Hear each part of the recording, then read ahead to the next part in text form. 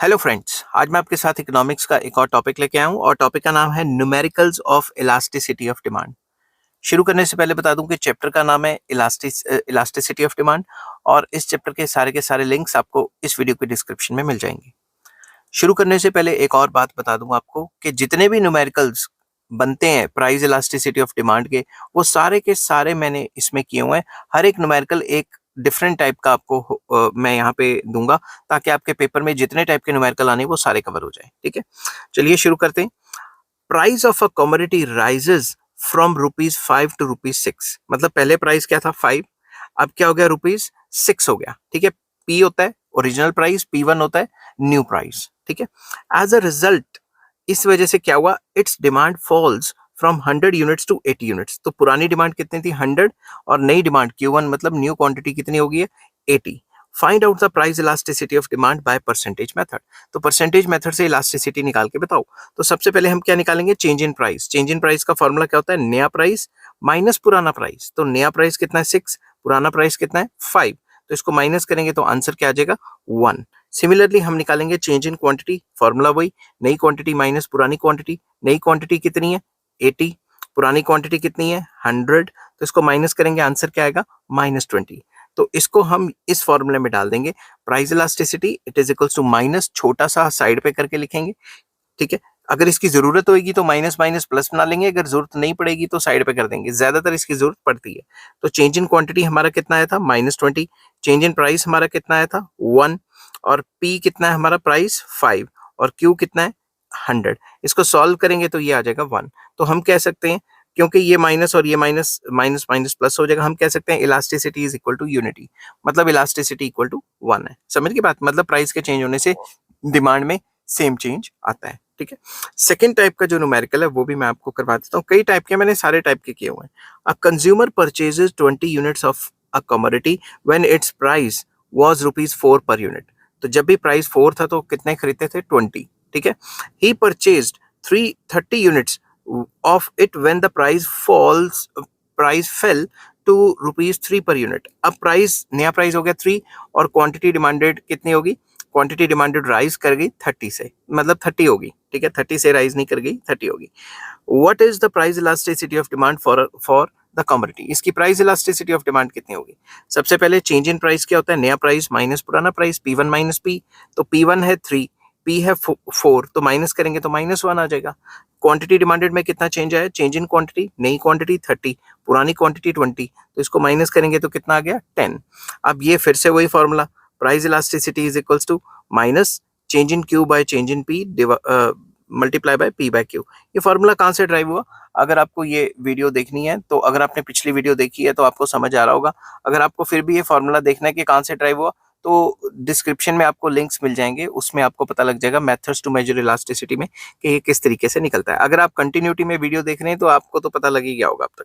ठीक है, तो अब चेंज इन क्यू, क्वांटिटी में कितना चेंज आया 10, ये माइनस हमने आगे ऐसे रखना है।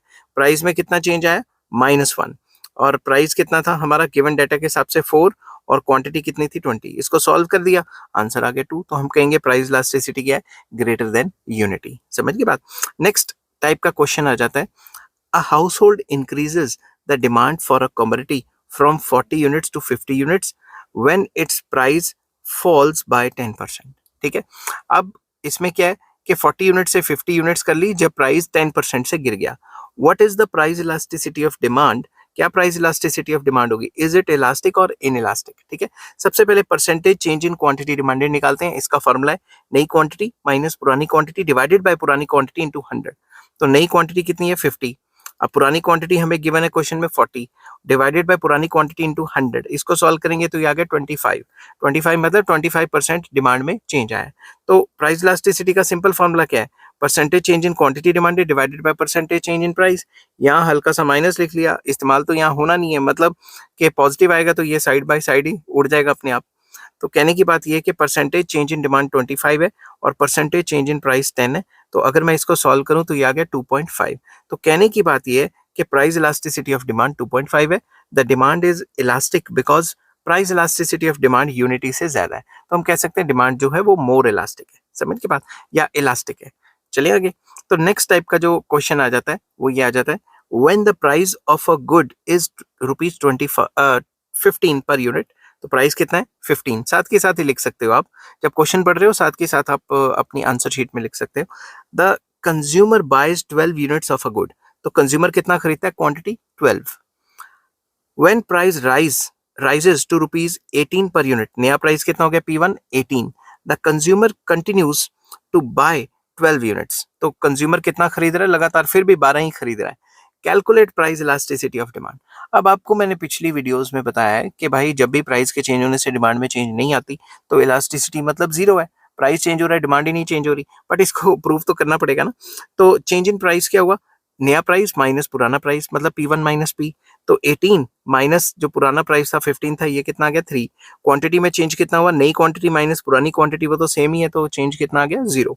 अब इलास्टिसिटी का फॉर्मूला वही, change in Q divided by change in P multiply by P by Q, तो चेंज इन क्यू कितना है 0, चेंज इन पी कितना आया था 3, ये जो प्राइस है ये है 15 और ये जो क्यू है ये है 12, तो इसको सॉल्व करेंगे, ये तो 0 है तो 0 ही आएगा, तो हम कह देंगे डिमांड इनइलास्टिक है भाई, डिमांड चेंज ही नहीं होती प्राइस के चेंज होने से। नेक्स्ट टाइप का क्वेश्चन आ जाता है, एक और question, 300 units of a commodity are demanded when its price is rupees 20, तो प्राइस था 20 और डिमांड थी 300 यूनिट्स की, ठीक है।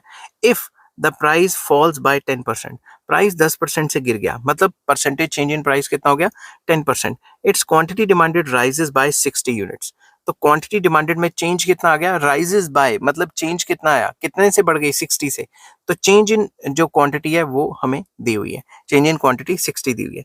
तो अब हमने क्या करना है, अब हमने percentage change in quantity demanded निकालनी है, यहाँ पे क्या है फाइंड या कैलकुलेट द प्राइस इलास्टिसिटी, तो नई क्वांटिटी माइनस पुरानी क्वांटिटी डिवाइडेड बाय पुरानी क्वांटिटी इनटू 100, ये परसेंटेज जो है उसका फॉर्मूले में आ जाता है। तो नई क्वांटिटी माइनस पुरानी क्वांटिटी को क्या कहते हैं, चेंज इन क्वांटिटी, तो चेंज इन क्वांटिटी तो हमें ऑलरेडी 60 गिवन है, डिवाइडेड बाय हमने क्या करना है, यहाँ से ध्यान से देखना आपको अच्छे से समझ आ जाएगा, डिवाइडेड बाय पुरानी क्वांटिटी कितनी है 300 इंटू 100, इसको सॉल्व करेंगे तो हमारे पास percentage change in quantity demanded आ जाएगा जो कि 20% बन रहा है, ठीक है। अब हम प्राइस इलास्टिसिटी का सीधा फॉर्मूला लगाते हैं, percentage change in quantity demanded divided by percentage change in price, या माइनस लिख सकते हो साइड में, ठीक है। तो ये हो गया 20% डिवाइडेड बाय प्राइस में कितना चेंज आया था 10%, तो आंसर आ गया 2, तो इलास्टिसिटी 2 है, मतलब इलास्टिसिटी क्या है, ग्रेटर देन यूनिटी या ग्रेटर देन यूनिटरी इलास्टिक, ठीक है। तो उसके बाद एक और टाइप का क्वेश्चन आ जाता है, the price elasticity of demand is 2, हमें यहाँ पहले ही दे दिया इलास्टिसिटी 2 है भाई, ठीक है। If the price changes by 5%, what will be the percentage change in quantity, ठीक है। हमें कह दिया कि भाई प्राइस चेंज होता है 5% से, तो क्वांटिटी में कितना चेंज आएगा, तो हम सिंपली यहाँ पे कह देते हैं प्राइस इलास्टिसिटी 2 गिवन है और परसेंटेज चेंज इन प्राइस 5 है, तो सीधा प्राइस इलास्टिसिटी की जगह 2 डाला, ऊपर percentage change in quantity demanded ही लिखा, नीचे परसेंटेज चेंज इन प्राइस की जगह 5 लिख दिया, क्रॉस मल्टीप्लाई कर लिया तो percentage change in quantity demanded 10 आ गई। तो ये बहुत आसान टाइप के क्वेश्चन आ जाते हैं। एक और टाइप का question, the price elasticity of demand is 0.5, the percentage change in quantity demanded is 6, what will be the percentage change in price, तो ये उससे उल्टा क्वेश्चन हो गया, इसमें इलास्टिसिटी कितनी गिवन है, price elasticity 0.6, percentage change in quantity demanded 6 given है, तो प्राइस इलास्टिसिटी की जगह हम 0.5 डाल लेते हैं और percentage change in quantity demanded की जगह 6 और नीचे परसेंटेज चेंज इन प्राइस ही रहने देते हैं, क्रॉस मल्टीप्लाई करके जो परसेंटेज चेंज इन प्राइस है उसका आंसर आ जाएगा, ठीक है। फिर एक और टाइप के question, price elasticity of demand of a good is bracket में माइनस है -1, तो इलास्टिसिटी कितनी गिवन है -1, at a given price the consumer buy 60 units of a good, कोई भी गिवन प्राइस है उस पे कंज्यूमर कितना खरीदता है 60 यूनिट्स, ये बात याद रखनी है। How many units will the consumer buy if the price falls by 10%, अगर percentage change in price, price गिर जाता है 10%, मतलब प्राइस चेंज होता है 10% से, तो कंज्यूमर कितनी खरीदेगा, ये क्वेश्चन है। तो आपको ये तो पता ही है इलास्टिसिटी का formula percentage change in quantity demanded divided by percentage change in price, तो इसकी जगह हम डाल देते हैं 1, क्योंकि प्राइस इलास्टिसिटी हमें -1 गिवन है, तो माइनस तो ब्रैकेट में इस्तेमाल तो होना नहीं है, तो हमने 1 डाल दिया। Percentage change in quantity demanded कितना हमें गिवन है, हमें गिवन नहीं है, और divided by percentage change in price हमें गिवन है 10%, तो हम इसको नीचे 10% ही लिख लेंगे, क्रॉस मल्टीप्लाई करेंगे तो percentage change in quantity demanded 10% आ जाएगी।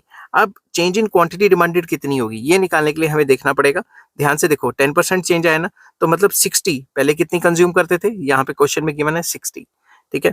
तो 60 मल्टीप्लाई बाय 10%। 10% क्या होता है? 10 इंटू 100। ठीक है, इसको सॉल्व करेंगे तो चेंज कितना आ गया डिमांड में चेंज आ गया 6। तो हम कहेंगे after the fall in price, therefore after the fall in price demand will increase to initial quantity जो कि 60 थी, ठीक है, plus change in quantity demanded जो कि 6 आई है, तो अब हम टोटल क्वांटिटी कंज्यूम करते हैं 66। तो प्राइस में 10% फॉल की वजह से हम 66 क्वांटिटी कंज्यूम करते हैं। इसी टाइप का एक और क्वेश्चन करवा देता हूं, उसमें जो है उल्टा सिचुएशन हो जाएगी एक और। A fall in the price of a commodity by ₹2 per unit leads to an increase in the quantity demanded by 10 units। तो फॉल कितना हुआ प्राइस में 2, तो चेंज इन प्राइस कितना हो गया -2, क्योंकि प्राइस गिरा है। तो डिमांड में कितना चेंज आया? डिमांड इंक्रीज्ड हुई, quantity demanded increased by 10 units, मतलब 10 यूनिट्स का चेंज आया। तो अब it's price elasticity of demand is -1। ठीक है, calculate the quantity demanded at the initial price which was 10 rupees per unit. तो ये कह रहे हैं कि पुराना प्राइस जो था वो 10 था, जो पुरानी क्वांटिटी है वो आपने निकालनी है। तो फॉर्मूला वही रहेगा, प्राइस इलास्टिसिटी क्या है? Change in quantity divided by change in price multiply by P by Q. ठीक है, तो यहाँ पे आप माइनस भी लिख सकते हैं, अगर जरूरत होगी तो यूज करेंगे, नहीं तो नहीं यूज करेंगे। तो प्राइस इलास्टिसिटी ऑलरेडी आपको -1 में दी हुई है, क्वांटिटी में चेंज कितना आया था 10, प्राइस में चेंज कितना है यहाँ पे -2, तो माइनस माइनस तो प्लस हो गए ना। तो प्राइस इनिशियली 10 दिया हुआ है, क्वांटिटी की जगह आप क्यू का क्यू ही लिख लो। ठीक है, अब आपने क्या करना है, बहुत आसान है, ये 10 इंटू 10 100 हो गए, ये -2 क्यू रह गया, -2 क्यू को उधर भेजेंगे, मल्टीप्लाई करेंगे, माइनस और माइनस प्लस करके 2 क्यू रह जाएगी, और ऊपर 100 है, क्यू का आंसर 50 आ जाएगा। तो मतलब पुराने प्राइस जो 10 है उस पर आप क्वांटिटी 50 कंज्यूम करते हो। तो उसके बाद एक और टाइप का question, 100 units of a good are demanded at the price of ₹4 per unit. 100 units को डिमांड किया जाता था, प्राइस था 4, क्वांटिटी है 100। ठीक है, the price rises and as a result of it quantity demanded falls to 75 units. अब नई क्वांटिटी होगी है 75, मगर प्राइस राइज हुआ है वो बताया नहीं कितना हुआ है, वही तो ढूंढना है। The price elasticity of demand of that good is, price elasticity कह दिया -1 है, find out the new price, P1 निकालना है इसमें। तो सबसे पहले चेंज इन क्यू क्या होता है? Q1 माइनस क्यू, Q1 है 75 और Q है 100, तो आंसर आ गया -25। अब हम क्या करेंगे, प्राइस इलास्टिसिटी का वही same formula, change in Q by change in P multiply by P by Q. तो चेंज इन क्यू कितना है? -25, जो कि हमने ऊपर निकाला है। चेंज इन पी की जगह चेंज इन पी लिखते रहेंगे, समझ की बात, क्योंकि हमें नए प्राइस का तो पता ही नहीं। नेक्स्ट आ जाएगा पी, पी कितना, प्राइस कितना है ओरिजिनल 4 और क्वांटिटी कितनी है 100। तो अब इसको सॉल्व करने की कोशिश करेंगे, ये वाला 25 इस 100 से कैंसिल हो जाएगा और आंसर आ जाएगा 4, और ये वाला 4 ये वाले 4 से कैंसिल हो जाएगा, तो आंसर ही आ जाएगा -1 bye change in P. Cross multiply करेंगे तो ये भी माइनस हो जाएगा, माइनस माइनस कैंसिल हो जाएंगे, और ये आ जाएगा change in P equal to 1, मतलब प्राइस में चेंज कितना है 1। तो न्यू प्राइस कितना होता है? ये होता है old price plus change in price. तो ओल्ड प्राइस था 4, यहाँ पे गिवन है ओल्ड प्राइस 4 था, न्यू प्राइस में चेंज कितना है 1, तो हम कह देंगे 4 + 1 = 5, तो नया प्राइस कितना है 5। समझ की बात। नेक्स्ट एक और टाइप का question, a consumer buys 160 units of a good at a price of ₹8 per unit. तो प्राइस था 8 और 160 कंज्यूम करता है, ठीक है, या डिमांड करता है। Price falls to ₹6 per unit, price गिर गया, ₹6 हो गया। How much quantity will the consumer buy at a new price if the price elasticity of demand is -2। तो प्राइस इलास्टिसिटी ऑफ डिमांड -2 है, तो नई क्वांटिटी हमने इसमें निकालनी है। तो चेंज इन प्राइस क्या है? P1 - P, नया प्राइस था 6, पुराना प्राइस था 8, तो चेंज इन पी कितनी आ गई -2। अब इसको इस फॉर्मूले में लगा लेंगे, price elasticity is minus bracket में change in Q divided by change in P multiply by p divided by Q. तो प्राइस इलास्टिसिटी -2 गिवन है, -2 ही लिख लो, चेंज इन क्यू की जगह चेंज इन क्यू लिखते रहो, क्योंकि हमें Q1 की वैल्यू नहीं पता। चेंज इन प्राइस ऊपर हमने निकाली थी 2, तो प्राइस है 8 और क्वांटिटी जो ओरिजिनल प्राइस 8, ओरिजिनल क्वांटिटी 60। इसको सॉल्व करते हैं, 8 1 8, 8 20 60। तो अब इसको मल्टीप्लाई करते हैं, तो ये आ गई change in Q divided bye ये 20 और ये जो है -2, इसको मल्टीप्लाई करेंगे -40 आ जाएगा। अब क्रॉस मल्टीप्लाई करेंगे, माइनस माइनस प्लस हो जाएगा और चेंज इन क्यू कितना आ जाएगा 80। Therefore the consumer will bye 160 units, तो वो पहले बाय करता था, अब 80 और बाय करेगा, तो कितना हो गया 240 units at a new price of ₹6। तो इससे Q1 आपकी निकल जाएगी। अब एक और टाइप का question, a consumer buys 80 units of a good at a price of ₹5 per unit. Price था 5, कंज्यूम करते थे 80। If the price elasticity of demand is -2, अगर प्राइस इलास्टिसिटी ऑफ डिमांड है -2 at what price he buy 64 units. तो price निकालना है जिस पे वो 64 यूनिट्स कंज्यूम करता है। तो इसमें हमें नया प्राइस निकालना है, नई क्वांटिटी तो दी हुई है। तो हम लिखेंगे change in Q is equals to नई क्वांटिटी माइनस पुरानी क्वांटिटी। नई क्वांटिटी है 64, पुरानी है 80, तो ये आ गया -16। तो प्राइस इलास्टिसिटी का वही same formula, change in Q by change in P multiply by P by Q. तो प्राइस इलास्टिसिटी हमें -2 पहले की गिवन है, चेंज इन क्यू हमने कितना निकाला है -16, चेंज इन पी हमने निकालना है क्योंकि हमारे पास नया प्राइस नहीं है। तो जो प्राइस है ओरिजिनल वो है 5 और जो ओरिजिनल क्वांटिटी है वो है 80। इसको सॉल्व कर देंगे, 5 1 5, 5 16 अब ये 16 और ये 16 कट गए, तो यहाँ पे माइनस तो आ ही रहा है क्योंकि माइनस है। क्रॉस मल्टीप्लाई करेंगे तो चेंज इन पी कितना आ जाएगा, हाफ, मतलब 0.5। तो हम कह सकते हैं कि consumer will bye 64 units at a price of original price जो कि था 5 और चेंज इन प्राइस कितना हुआ है 50 पैसे, तो इसको ऐड करेंगे तो ₹5.5 आ जाएगा आंसर। ठीक है, अब इसमें थोड़े डिफरेंट टाइप के क्वेश्चंस जो एक्सपेंडिचर मेथड से सॉल्व होते हैं वो करवाता हूँ। The price of a good falls from ₹10 to ₹8 as a result its demand rises from 80 units to 90 units। तो प्राइस कितना था 10 और क्वांटिटी डिमांडेड थी 80। समझ गए बात, प्राइस कितना हो गया, अब गिर के 8 और क्वांटिटी डिमांडेड कितनी होगी 90। अब आगे क्वेश्चन चलते हैं, what can you say about the price elasticity of demand in terms of total expenditure method. हम टोटल एक्सपेंडिचर मेथड के थ्रू इलास्टिसिटी कैसे निकाल पाएंगे। तो हम आंसर में एक और कॉलम बनाएंगे, टोटल एक्सपेंडिचर मेथड। 10 रुपए की चीज थी, हमने 80 खरीदी तो टोटल खर्चा हो गया 800। 8 रुपए की चीज थी 90 खरीदी, टोटल खर्चा हो गया कितना हो गया 720, मल्टीप्लाई करके आ जाएगा। अब आप खुद सोचो, जब भी प्राइस गिरता है, प्राइस क्या हो रहा है गिर रहा है और खर्चा भी क्या हो रहा है गिर रहा है, तो प्राइस के गिरने से जब भी खर्चा गिरता है तो इलास्टिसिटी क्या हो जाती है <<1। तो हम लिखेंगे since with the fall in price of a commodity total expenditure falls so price elasticity is <1। अगर आपको ये नहीं समझ आया तो आपको टोटल एक्सपेंडिचर मेथड करना पड़ेगा। अगर आप कंटिन्यूटी में ये वीडियो देख रहे हैं तो आपको पहले आता ही होगा। अगर आप नहीं देख रहे तो टोटल एक्सपेंडिचर मेथड जो है इस वीडियो के डिस्क्रिप्शन में आपको मिल जाएगा, जिसका वीडियो का नाम होगा methods to measure price elasticity, उसमें आपको देखना पड़ेगा। ठीक है, नेक्स्ट एक और मेथड कराता हूँ, एक और टाइप का क्वेश्चन कराता हूँ। Consumer buy 40 units of a good at a price of ₹3 per unit.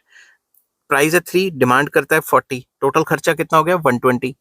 When the price rises to ₹4 per unit, नया प्राइस कितना हो गया 4, ही बाइज 30 यूनिट्स, नई क्वांटिटी डिमांडेड कितनी होगी 30 और नया खर्चा कितना हो गया 120। Calculate the price elasticity of demand by expenditure method. भाई एक्सपेंडिचर तो सेम ही रहा ना, तो जब भी एक्सपेंडिचर सेम रहता है तो इलास्टिसिटी 1 होती है। Since total expenditure remain same that is ₹120 with the change in price, total expenditure same रहा है प्राइस के चेंज होने से, इसी वजह से इलास्टिसिटी क्या है 1 इक्वल टू 1 यूनिटरी इलास्टिक। ठीक है, अब एक और क्वेश्चन करते हैं। The price elasticity of demand of a good is -1। Price elasticity पहले की गिवन है, ठीक है, -1। The consumer buys 50 units of a good when the price is ₹2। Consumer 50 units खरीदता है जब प्राइस कितना होता है 2 होता है। How many units the consumer will buy if the price rises to ₹4 per unit. ठीक है, इलास्टिसिटी 1 है। अब कितना कंज्यूमर खरीदेगा अगर प्राइस 4 हो गया, प्राइस बढ़ के 4 हो गया तो। ठीक है, अब answer this question with the help of total expenditure method of determining the price elasticity. इस क्वेश्चन को हमने टोटल एक्सपेंडिचर मेथड की मदद से करना है। अब मैं आपको इसको सिंप्लीफाई कर देता हूँ। When the consumer buy 50 units of a good at a price of ₹2 per unit, total expenditure कितना हुआ, प्राइस 2 खरीदता है 50, टोटल एक्सपेंडिचर हुआ 100। अब आपको पता है ना, गिवन है कि इलास्टिसिटी 1 है, इलास्टिसिटी 1 होती है तो टोटल एक्सपेंडिचर में तो कोई चेंज ही नहीं आता। Now since the price elasticity of demand is 1 और -1, माइनस तो आपको पता है ना इलास्टिसिटी माइनस में तो होती नहीं है, तो 1 ही लेंगे हम इसको absolute number. The total expenditure will remain same, total खर्चा तो सेम रहेगा that is 100। Total expenditure same रहता है जब इलास्टिसिटी 1 होती है, even at the price of ₹4। अब ध्यान से देखना, therefore consumer will bye, total expenditure कितना है 100 का 100, प्राइस कितना है 4, तो इसको डिवाइड करेंगे तो कितना आ जाएगा 25। तो अब इसमें हमने क्या निकालना था, हमने इसमें निकालना था कि कंज्यूमर कितना बाय करेगा नए प्राइस पे, तो वो कितना बाय करेगा नए प्राइस पे, प्राइस बढ़ गया है तो अब वो बाय करेगा 25। ठीक है, तो आप अच्छे से इस क्वेश्चन को नोट कर लें और इसी टाइप के क्वेश्चन आपको पेपर में आ सकते हैं। ठीक है, आई होप ये वीडियो आपको पसंद आई होगी। अगर पसंद आती है तो please like share and subscribe. इस चैप्टर के सारे लिंक्स आपको इस वीडियो के डिस्क्रिप्शन में मिल जाएंगे। Take care, bye bye.